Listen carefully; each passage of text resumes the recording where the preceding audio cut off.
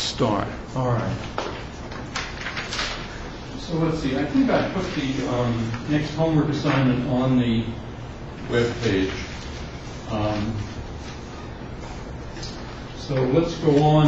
The next topic is the Fourier transform of convolution. This is an important topic, and it's one where we've already seen two examples, one in Gauss's law and the other one the law of Ampere or Ampere. And this is the Fourier transform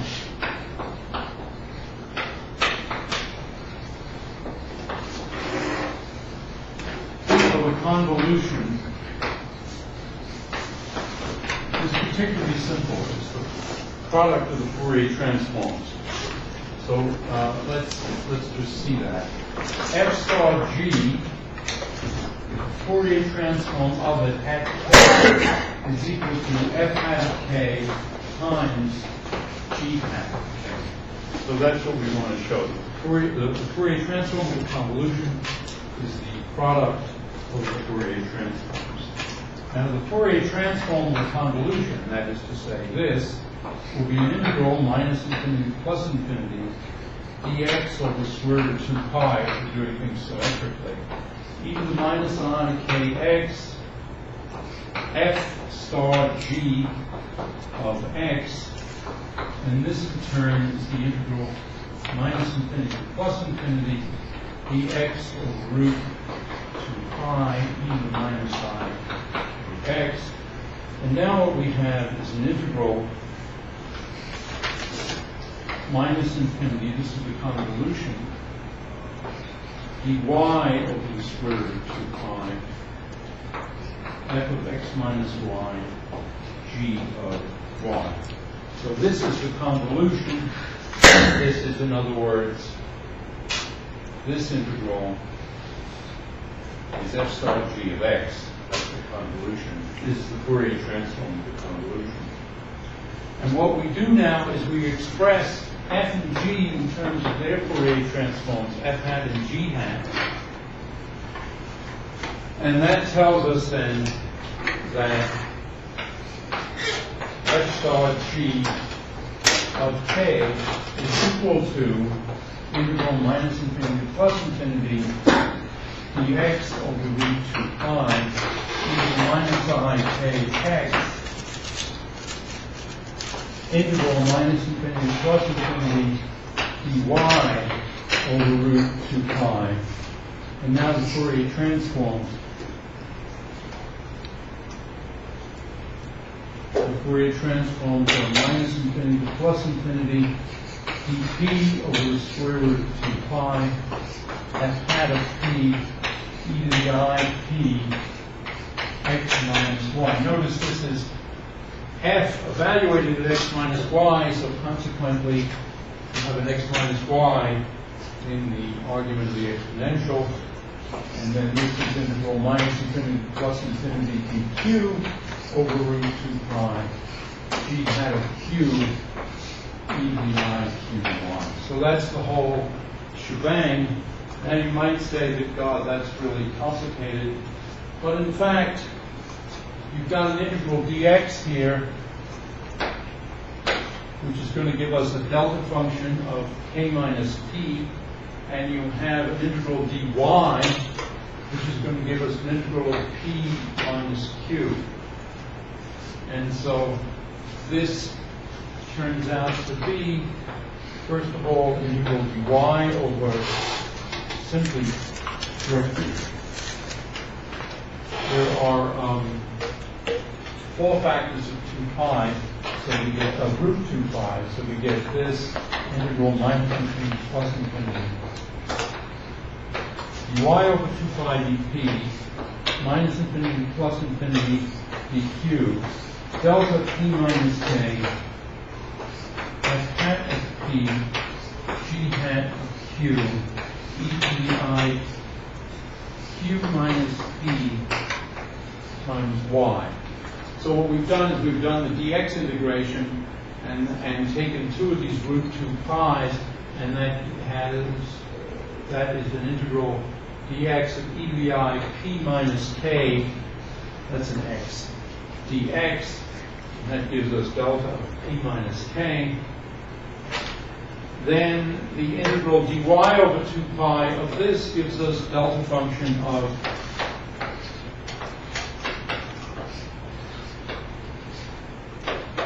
from minus infinity to plus infinity, delta p minus k, delta q minus p, f hat of p, g hat of q. Okay, so doing the q integration, we find that this is f hat of p, g hat of p, delta p minus k, integral dp from minus infinity to plus infinity. Doing the dp integration, this just gives us f hat of k, g hat. Okay. So the Fourier transform of convolution, product of Fourier transform functions. So the Fourier transform of convolution of f of g is f hat of k times g hat of k. Anybody want further clarification there?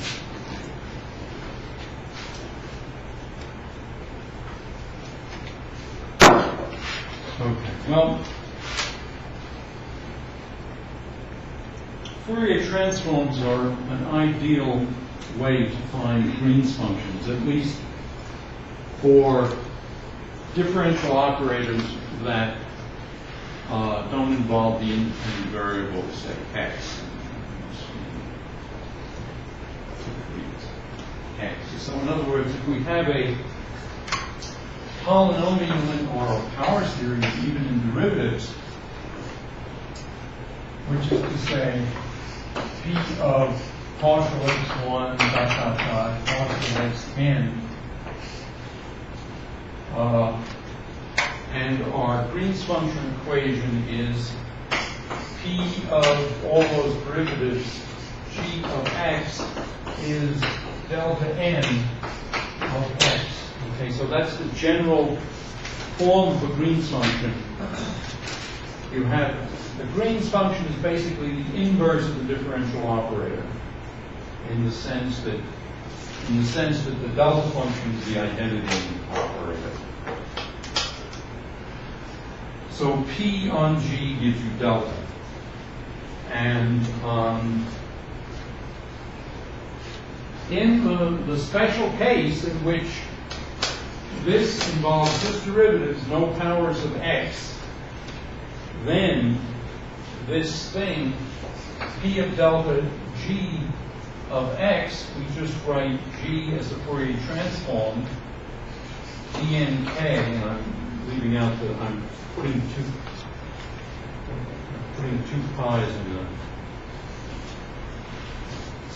I'm already 2 pi's there. Anyway, this, maybe I'll do this in 2 steps, just in case somebody's confused. We have here then e to the ikx, g hat of k. We want this to be the delta function. But we know what the delta function is.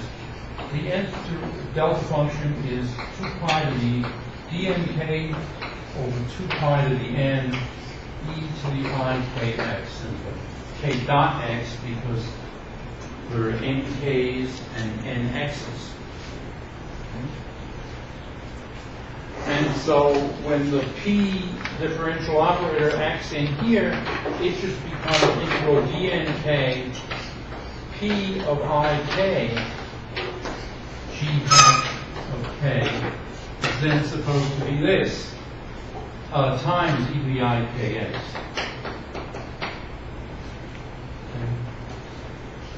And so we have the equation integral dnk minus infinity plus infinity e to the I k dot x p of ik g hat of k equals integral dnk over 2 pi to the n e to the I k dot x. And I see there's a typo here. This tells us that g hat of k is equal to 1 over 2 pi to the n p by k. And consequently, g of x, the Green's function, which is then integral dnk e to the I k dot x, g hat of k, which is then 2 pi to the n p of I k. Okay, so that's the answer. And you have to come in here with it. Can I use your pencil?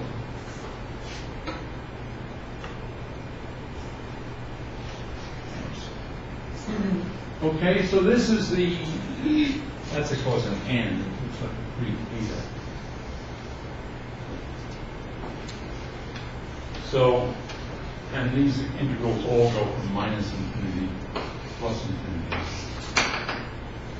So that's the general formula for the Green's function for a differential equation with constant coefficients. And of course, many of the equations of electrodynamics, for example, and even of quantum field theory are equations with constant coefficients, just differential operators. And so this is a very simple way of getting the Green's function for a differential equation, and that's basically what Fourier was after when he invented his series. Any questions? All right, now we're switching to another Frenchman, Laplace, and the Laplace transform is kind of a complex Fourier transform. The traditional definition is integral 0 to infinity e to the minus st f of t dt. So in other words, this is the function f of t, and this is the Laplace transform. Now you can notice a couple of things about the Laplace transform. The integral, first of all, only goes from 0 to infinity, so you've got this damping exponential here. That means you can have pretty wild functions, capital F of t, that still have nicely behaved Laplace transforms. The function f of t doesn't have to be square integrable on the positive real axis. Okay, examples of a Fourier transform. In fact, we can take the function f of t equal to 1. So this is an example. If f of t is 1, f of s is just the integral 0 to infinity e to the minus st dt, and this is just 1 over s. So Laplace transforms can be pretty simple, and you see this function f of t isn't even integrable on the real line, or the real path line. Another example is, let's say f of t is equal to e to the kt. Well, this is something that's exponentially divergent on the real line, certainly not integrable. But the Fourier transform, f of s, is an integral 0 to infinity e to the minus s minus k t dt. And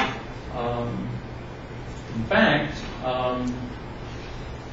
that is a convergent integral as long as s is greater than k, or at least the real part of s is greater than the real part of k.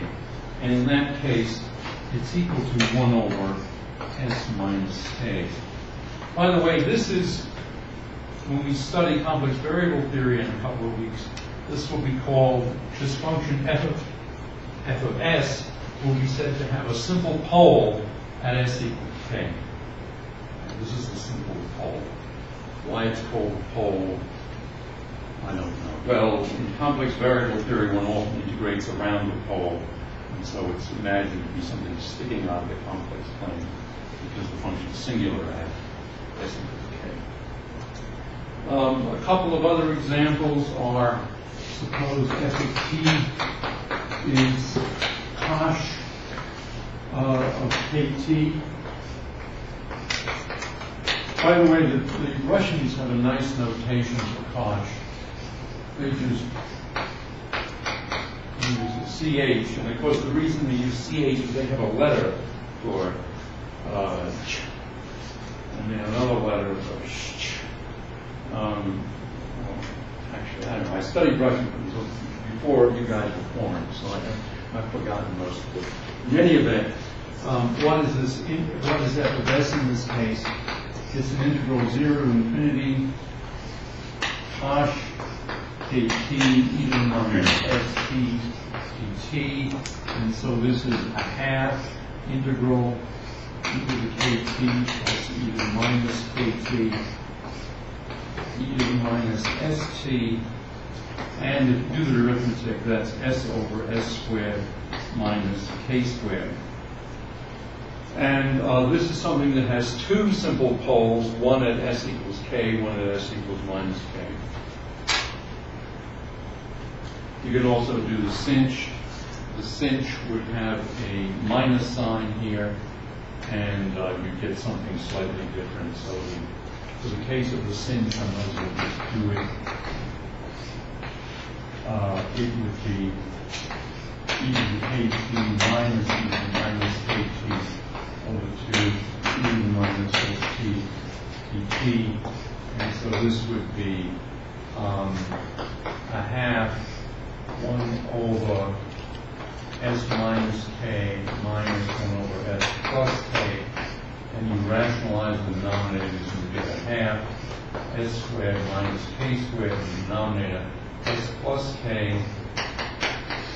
minus s minus k. Now the s's cancel and you get a k. So this is k over s squared minus k squared. So the Fourier transform of the sinh has the same poles, but a different numerator.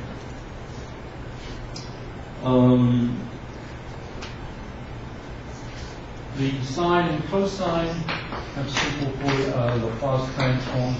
Integral 0 to infinity e to the minus st cos omega t dt. This is then integral 0 to infinity a half e to the minus st e to the I omega t plus e minus I omega t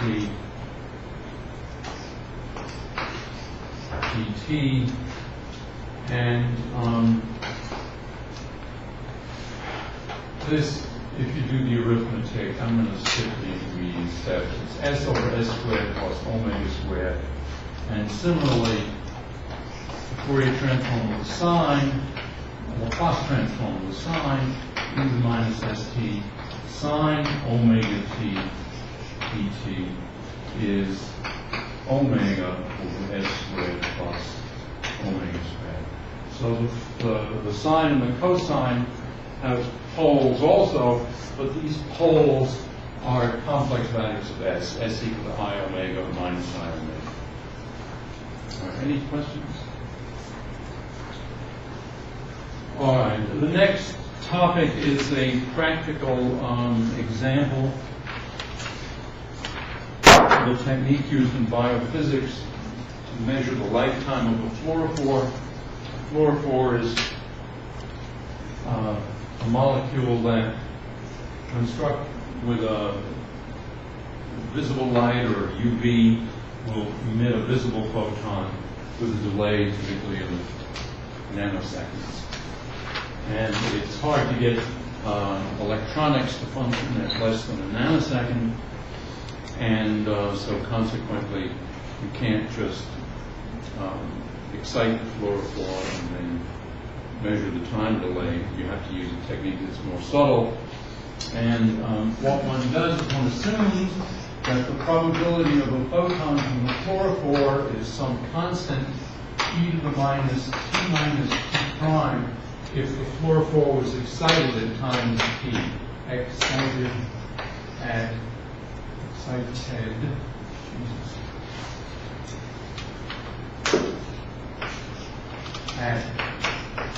t prime.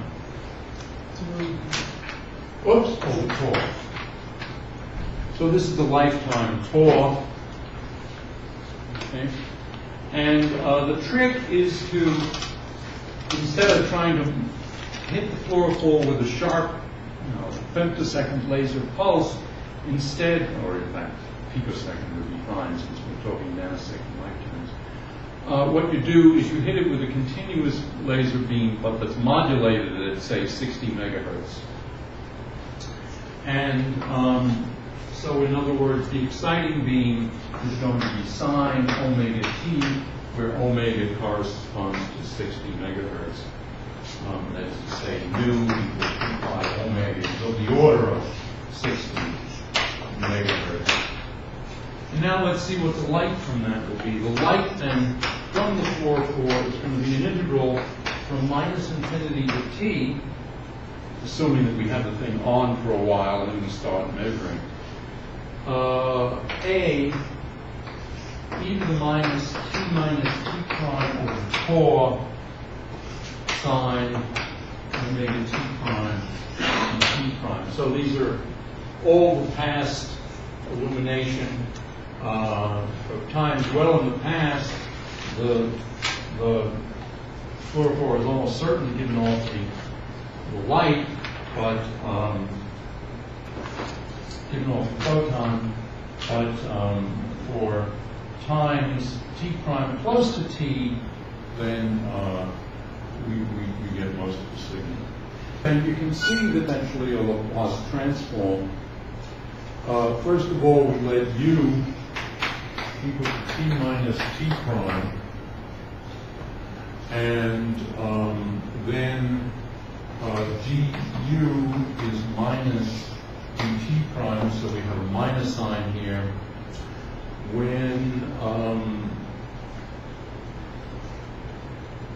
When t prime is minus infinity, u is infinity, so this is equal to minus integral infinity down to, now what is u when t prime is t? Well, it's 0.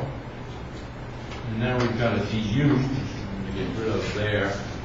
A e to the minus u over tau sine omega, and now t prime is t minus u. If I've got u minus t. All right, hold on here. Let's get that right. U is t minus t prime. So t prime plus u equals t. And so t prime is t minus u. We've got a minus sign along here. Okay, so t minus u. Okay. So altogether then, all right, guys, I seem to have a minus sign loose in this problem. I thought I had it right. The minus sign changes us from 0 to infinity. A e to the minus u over tau sine omega t minus u du. This is what I am now getting, and so this looks as though it's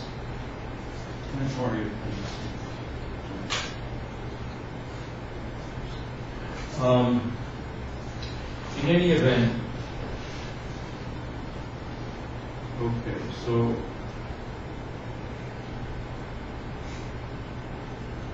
what we have then is effective, well, we want to use the trigonometric identity here. Sine of omega t minus u is going to be sine omega t cosine omega u minus cosine omega t sine omega u. And so that's our integral let me write it up here. A integral 0 to infinity e to the minus u over tau.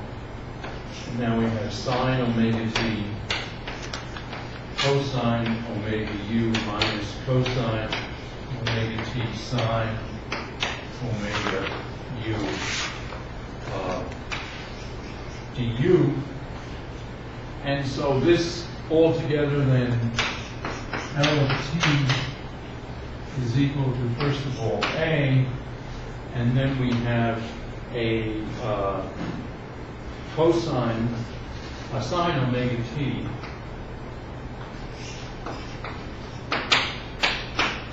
times the Laplace transform of the cosine of omega u, and the Laplace transform of the cosine is s over s squared plus omega squared, and so that is 1 over 4 divided by 1 over 4 squared plus omega squared minus cosine omega t. Somehow the minus sign has canceled itself. Times omega over 1 over 4 squared plus omega squared. I think that this is right, but as I said, checking this minus sign is a little bit tricky. What we can do is we can set cosine theta equal to 1 over tau, 1 over the square root of 1 over tau squared plus omega squared, and sine theta equal to omega over the square root of 1 over tau squared plus omega squared. And then this L of t is A over the square root of 1 over tau squared plus omega squared times sine omega t cos theta minus cos omega t sine theta. And this then is A over the square root of 1 over tau squared plus omega squared times the sine omega t minus theta. Again, modulo, there may be a minus sign loose here. I think it was fine. You just flipped the u minus t and the sign initially, and you took a. Oh, you think everything's all right? Yeah. If you look in at least my old notes, you just instead of t minus u in the sign, you had u minus t. So you just took a negative sign out of the sign by switching the order for some reason. Well, that's right. Somehow oh yeah, but see, it was sine omega t prime, and t prime is t minus u. But I mean, you made it u minus t in the notes and then took an extra negative sign out of the sign. Oh, that's what I did. Thank you. All right, so the notes are right. Okay, so this is the answer, and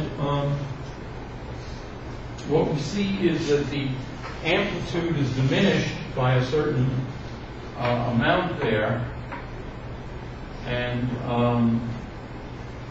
in addition, theta is given by the arc sine of omega over square root of 1 over 4 squared plus omega squared. In other words, sine theta is this, so theta is that. And now this thing is less than 1, and so that's why theta is less than pi over 2. And tau, in fact, then, is 1 over omega times the tangent of theta. So you know the frequency that's related to 60 megahertz.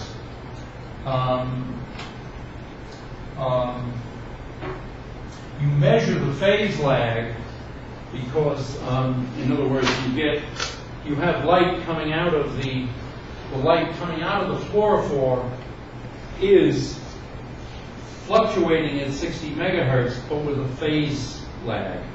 You can measure that phase lag, and when you have that phase lag, you measure theta, and then you just take its tangent, divide by the thing related to 60 megahertz, and you get the lifetime. So that's the technique that people actually do use. Any questions?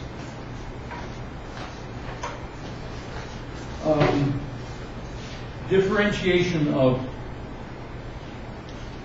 Laplace transforms. The thing that I should have mentioned to you earlier was that in the case of Fourier series and Fourier transforms, they're a special case of representing functions in terms of a basis set. And the basis set of functions chosen is the orthonormal set e to the I n x for the simplest Fourier series, divided by square root 2 pi perhaps. And what's nice about that choice is they're not only orthonormal, but they are easy to differentiate and integrate.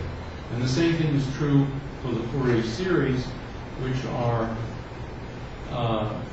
an integral of the basis functions are e to the I k dot at e to the I kx, and these functions are easy to differentiate and integrate. By the way, the image in that movie is fluctuating rapidly. Well, not rapidly, but it's fluctuating. Is there something wrong in the connection here?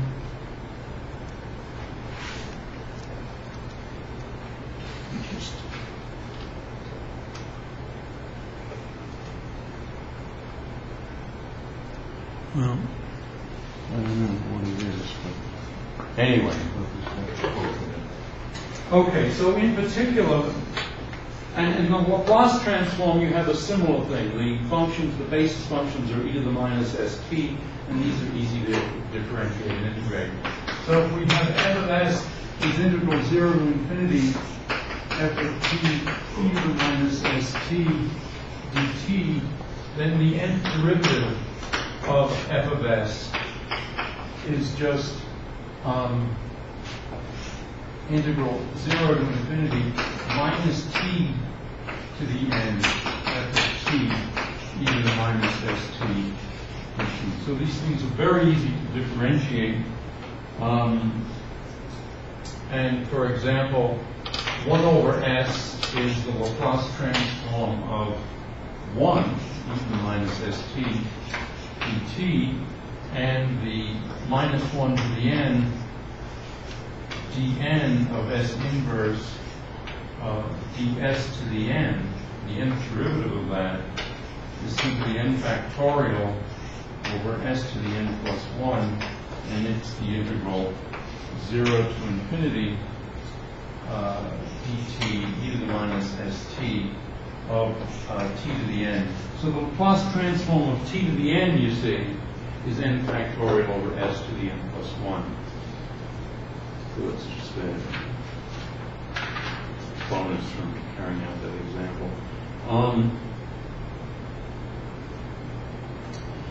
It's also true that the Laplace transform has simple properties that you differentiate the function you're taking the Laplace transform of. So, for example, the integral 0 to infinity e to the minus st f prime of t dt. What we do is we rewrite this as an integral 0 to infinity d dt of e to the minus st f of t minus f of t. Well, I screwed that up. Sorry. Minus f of t e dt e to the minus st. So it's okay. So in other words, the d by dt on that, if the derivative acts on f, we get the f prime and this term here. If the derivative instead acts on the exponential, It's canceled by this term. And this first integral, unless f grows at infinity faster than the exponential e to the st, this will be 0 at one limit, and it will just simply be minus f of 0, this first integral. And the second integral then will be plus, I'm having trouble seeing the plus sign. It looks like a minus sign to me.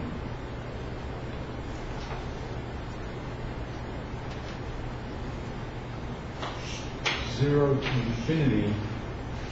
Oh, when you differentiate, you get a minus sign here, so that's why it's a plus. So it's f of t, bring out the s, e to minus t dt. So in other words, that looks like this, minus f of 0 plus s times f of s.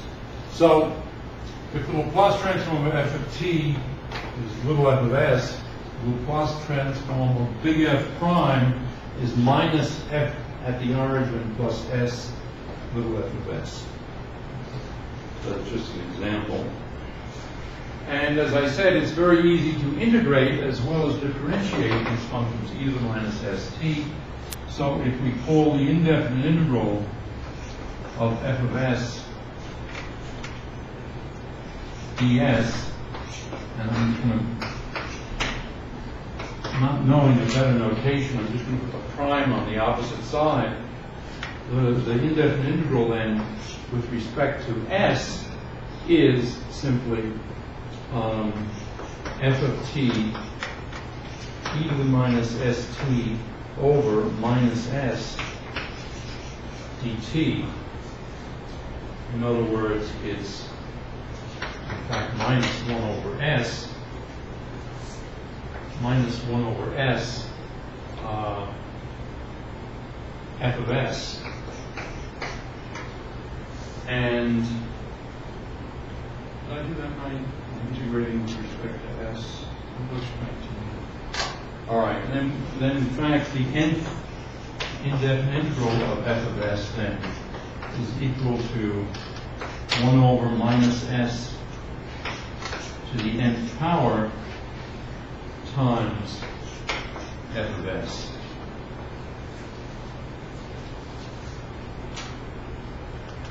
Frankly, that seems too easy.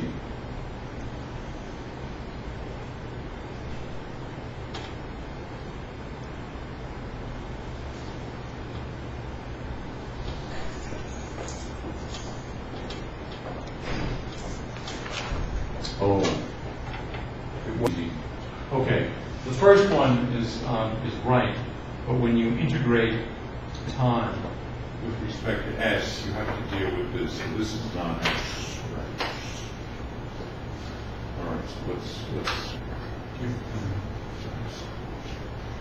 So it's, I mean, there are analogous formulas. It's still easy to integrate as functions go, but still the integral. You don't just integrate the exponential over and over again. You have to do it as 1 over s thing. In fact, that may have been a mistake in the Fourier transform formulas also. Let me just check that.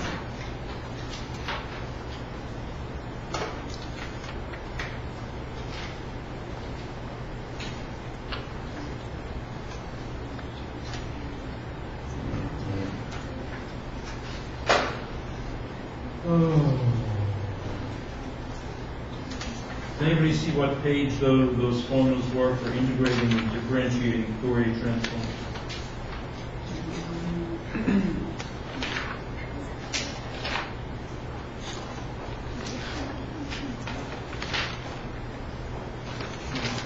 Back, I'm not finding it. This is really in the front. 93. I have an old version. Which? Huh? Where do you see it? 93. That's derivatives. I don't know where. No, I'm talking about Fourier derivatives and integrals. Okay.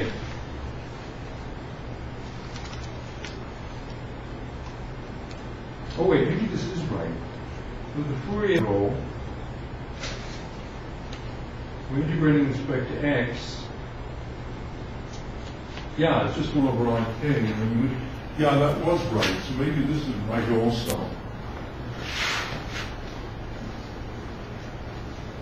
The mistake here is a t. It's s, not it's t, not s. When you integrate this thing with respect to s, you get a minus t, and consequently, it is it's not a 1 over. It's not this. There's no simple form for it.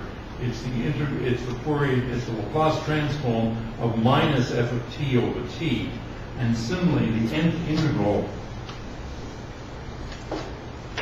The nth integral of f of s then is the Laplace transform of f of t e to the minus st over minus t to the n dt.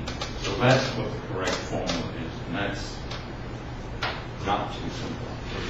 It was too simple when I had s as instead of t. Okay, so that's again one of the advantages of the exponential function, because the derivative of an exponential function is the exponential function itself times the constant.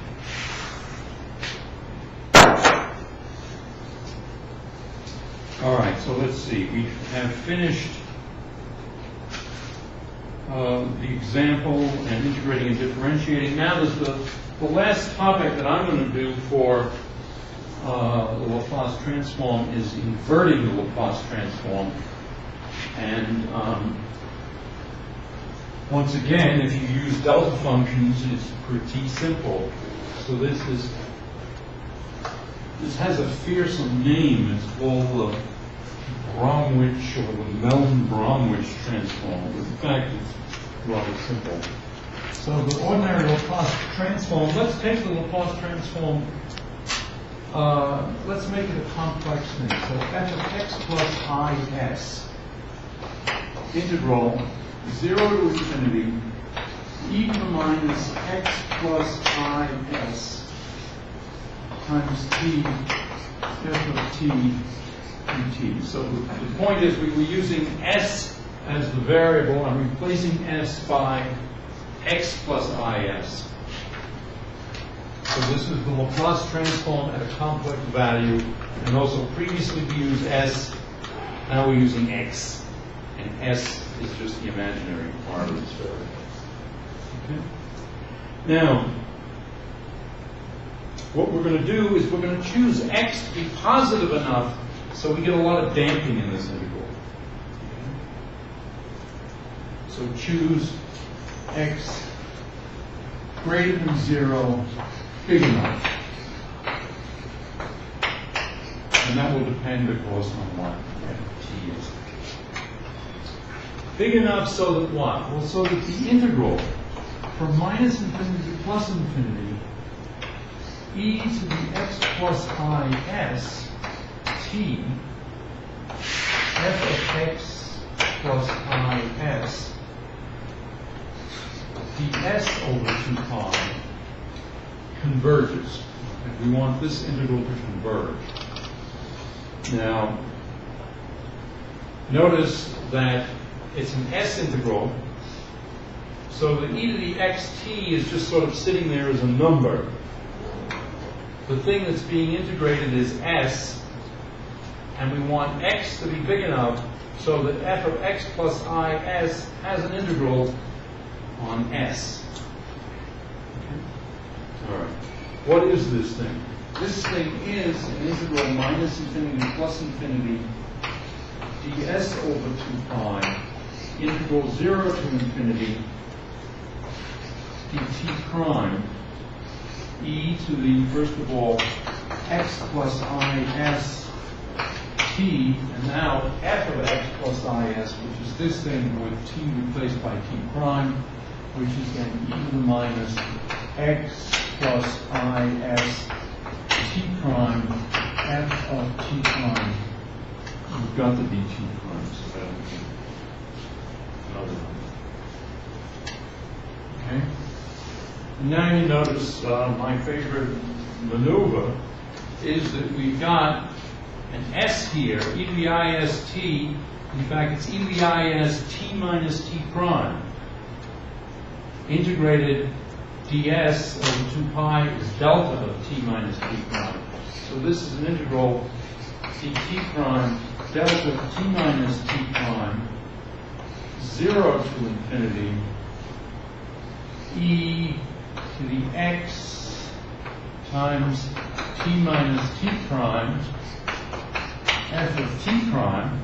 Well, that's pretty trivial. That's just f of t. So that's our inversion formula. F of t is simply this integral. And the proviso is you just have to pick x big enough so that everything works. All right, we're done with Fourier and Laplace transforms. And we can start into infinite series. Now, the stuff about infinite series, back when it was originally being analyzed, I guess, hundreds of years ago, people didn't have computers. They didn't even have calculating machines. They had the best they had probably was an abacus or something. And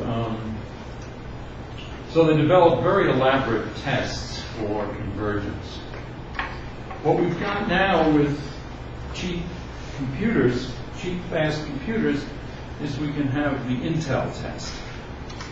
In other words, we just write a program in Fortran, C, or some other language, and we just sum the first 100 terms, first 1,000 terms, first 10,000 terms, first 100,000 terms, and so forth. You can do a million terms. In fact, if it's a simple sum where we're just summing, some function of n to a billion terms, maybe even a trillion terms in a few minutes. So this subject is kind of passé, it seems to me. So we're going to go through it rapidly.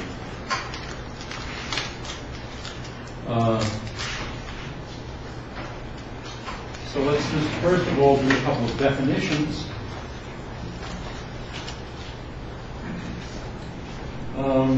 Convergence.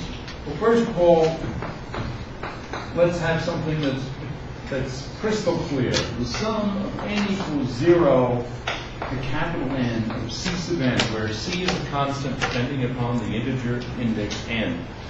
That thing is called a partial sum. This is the nth partial sum.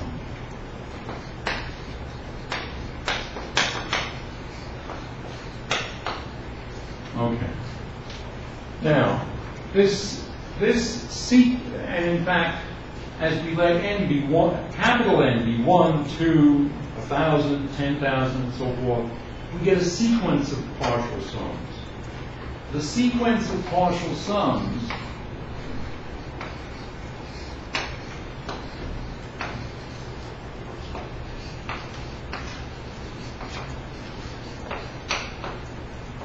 is said to converge. So it converges to a number s if for every epsilon greater than 0, no matter how small, there exists, sometimes people use that for there exists, an integer n of epsilon such that s minus s sub n is less than epsilon for all n greater than n of epsilon. So that's the definition of convergence for a sequence of partial sums. And in that case, what we say is that s is the limit as n goes to infinity of f sub n, which is the limit n goes to infinity of the sum n equals 0 to capital N of C sub n, and we write that as simply sum n equals 0 infinity that.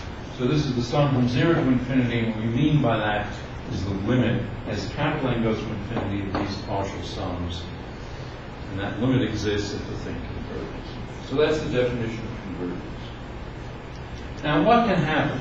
Well, in a nice case, if these CNs fall off fast with n, then as you do these sums, for example, on the computer, you get a number like 1.53, and you get 1.529, and then the next one would be I'm doing like tens terms, 100 terms, 1,000 terms, 1.5289, and then so forth. And eventually, as you go to a zillion terms, you'd have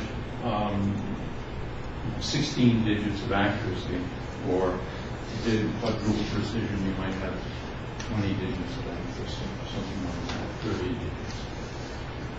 Okay, then you'd say it's convergence. What else can happen? Well, if these coefficients Cn don't go to 0 as n goes to infinity sufficiently rapidly, then what can happen is that as you let capital N go to infinity, these Sn can start to oscillate, or they can diverge to plus infinity, minus infinity, or they can just, if they're complex, they can spiral out in the complex plane in some crazy way. And so there's all sorts of pathological behaviors that are possible.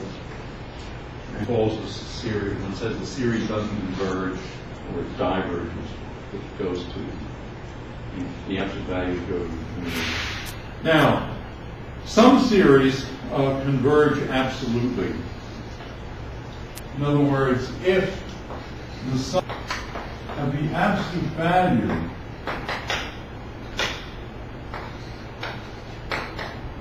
in other words, so maybe I should call this, I don't know what to call this thing.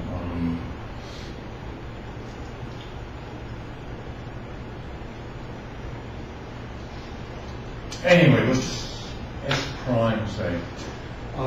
If this sequence of partial sums converges, in other words, if the sum S prime that's the limit n equals 0 to infinity, absolute value C sub n, then one says that that this series converges absolutely. In other words, the series converges absolutely if the series with absolute values converges. So in other words, let's put it this way. Suppose all the CNs are positive. Then, if the series converges, it converges absolutely because there's no change. Also, if all of them are negative, then if it converges absolutely because they just differ by a minus sign, an overall minus sign. And the same thing is true if the series wobbles around, but after a certain number of terms, they're all positive or all negative. Then again, you have absolute convergence. Or if they converge fast enough so that the signs don't matter, if both converge, then it's said to converge absolutely. And a series that doesn't converge, that converges but doesn't converge absolutely, that's said to converge conditionally. So this is absolutely convergent or conditionally.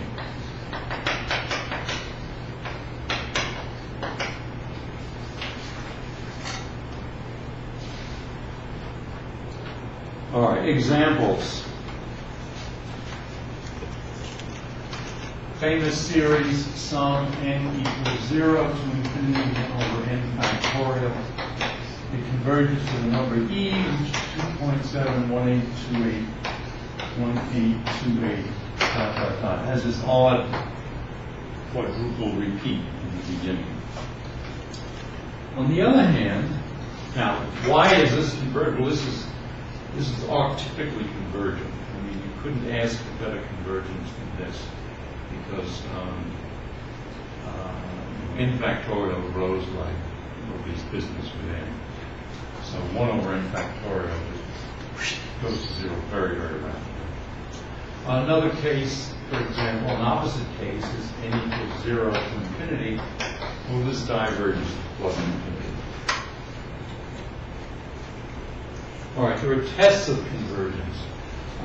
One is named after the French mathematician Cauchy, and his test is that a sequence of partial sums as n converges if for each epsilon greater than 0, there's some capital N of epsilon such that S sub, say, k minus S sub m is less than epsilon if k and m are greater than n of epsilon. Can I have your pen thing? I want to change from the Okay, so that's Cauchy's condition. And it's equivalent. You can show that if a sequence is this is called a Cauchy sequence. If you have a Cauchy sequence, then you have a convergent sequence. If you have a convergent sequence, it's going to satisfy the condition of Cauchy. Okay. Another test is suppose you have a series sum to infinity b sub n, and these guys are all positive. And then you have another series c sub n, and the absolute value of c sub n is less than or equal to b sub n. Well, in this case,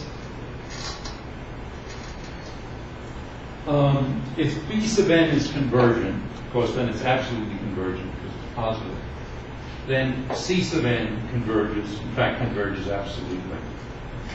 That's called the comparison test, an example of comparison test. So if you know a sequence converges, and when this was first being studied, people would study for many series, and they had a whole library of series that converged. And so when they got a new series, they could compare it with the various series that they knew converged or diverged, and in which case they could narrow it down and typically say, yes, it converges, or no, it doesn't.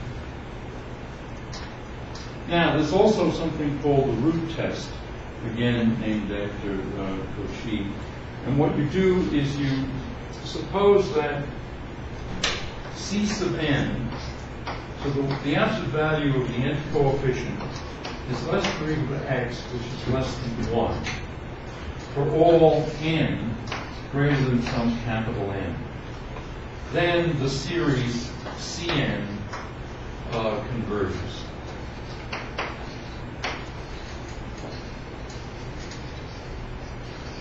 This is called the root test. And then there's a test, apparently the French were very strong in this field.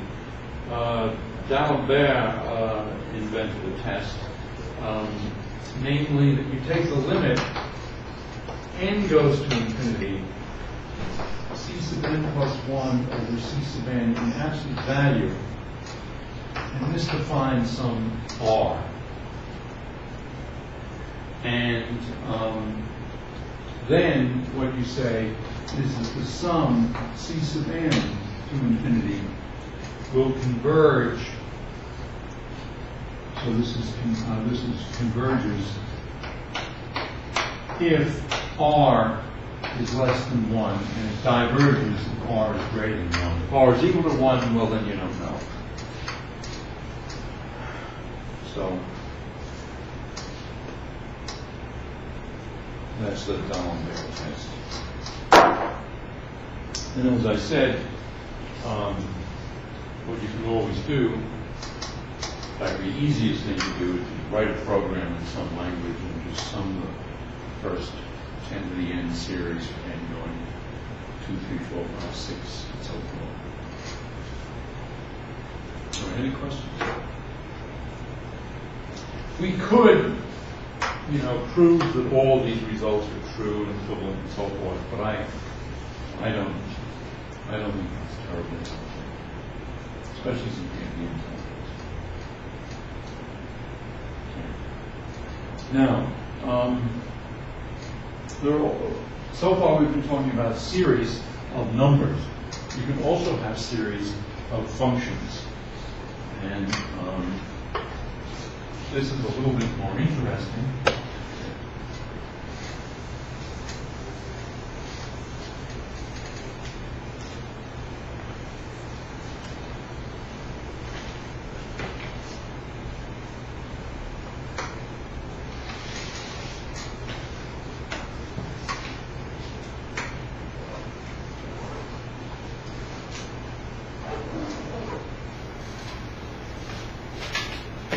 All right, so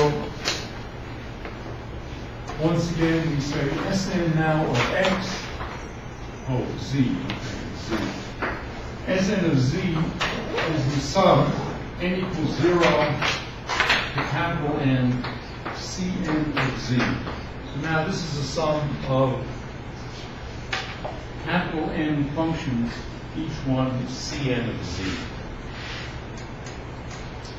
We say this converges to a function S of z on some set C if for each epsilon greater than 0, no matter how small, and every z in the set C, there exists an n of epsilon and z, such that S of z minus S of n of z is less than epsilon for all n greater than n of epsilon and z. So that's the convergence of the series of functions. These numbers z can be real or they can be complex. I mean that epsilon is just an integer. Excuse me? I know the epsilon is You might as well make it an integer, yeah, because these capital N's are integers, so it wouldn't have any significance having it to be something a number. Good point.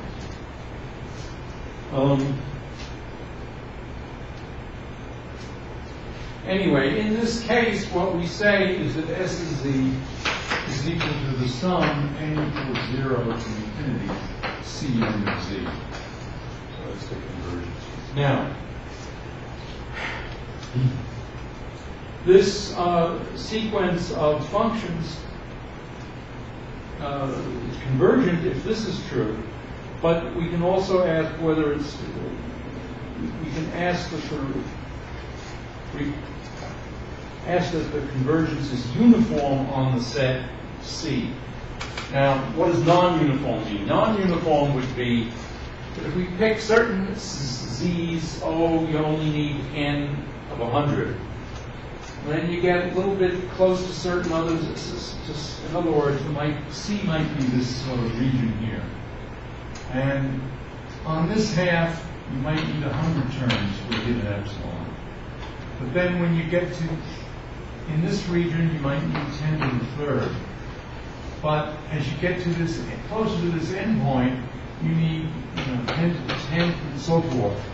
And so that would be a non-uniform, that you have, that in other words, that this limit n really depends upon z.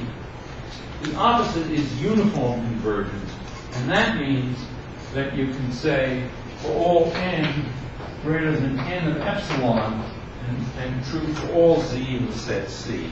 So that's called uniform convergence. Okay. All right, example is this famous function, the Riemann zeta function. Zeta z sum n equals 1 to infinity, n to the minus z. And it converges, this converges for real part of z greater than 1. It's an example of a more general set of series associated with the Dirichlet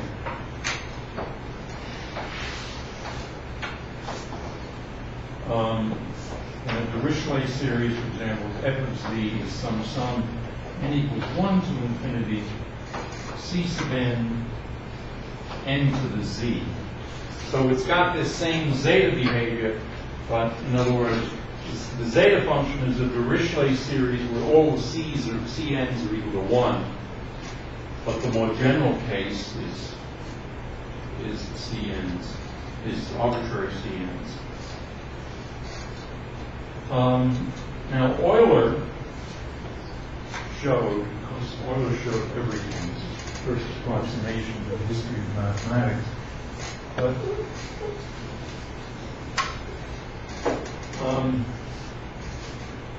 this is, I'm just mentioning this as a mathematical curiosity, not as something that's important in mathematical physics. Well, because you never know what's important. What Riemann showed is you should take a product of the prime numbers, 1 over 1 minus p to the minus z.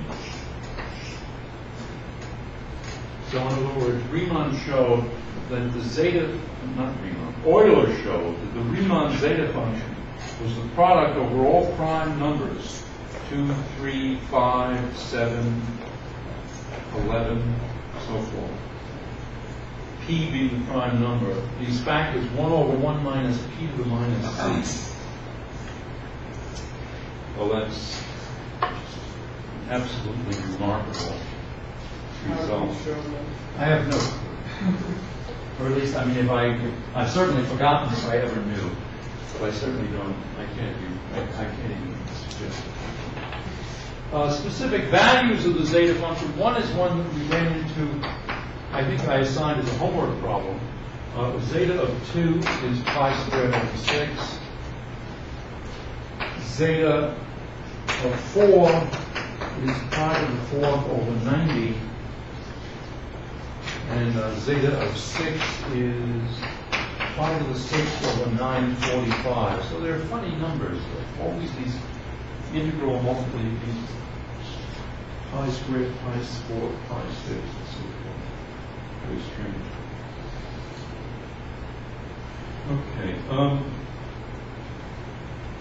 All right. Well, we have very little time left, but let me at least define something that's of enormous importance, namely a particular kind of series of functions called a power series.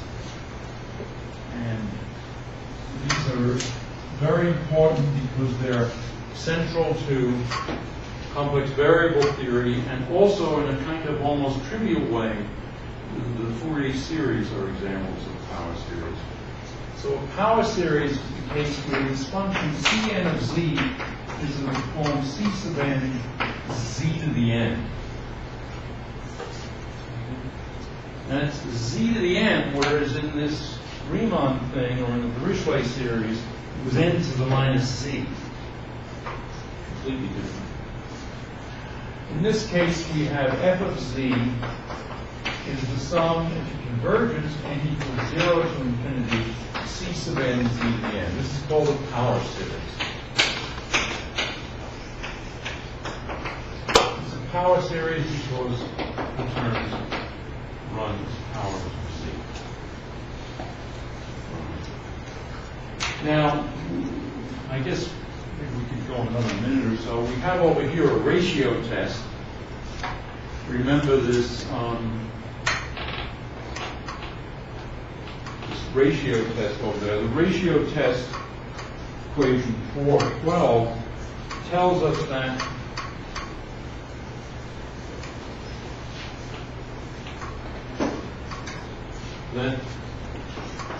the function power series will converge for the absolute value of z less than r, where r inverse is the limit n goes to infinity of C sub n plus 1 over C sub n.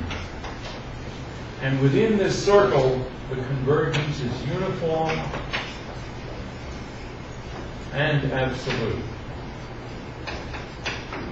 Okay, well, I'll return to this next time. So remember, we'll just start with the house again.